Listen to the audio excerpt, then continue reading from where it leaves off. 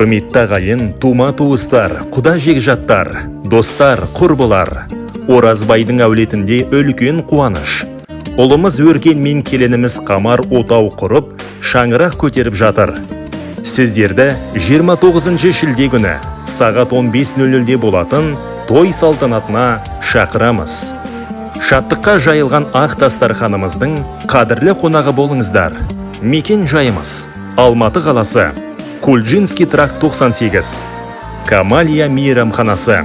Той иесі Қанымхан.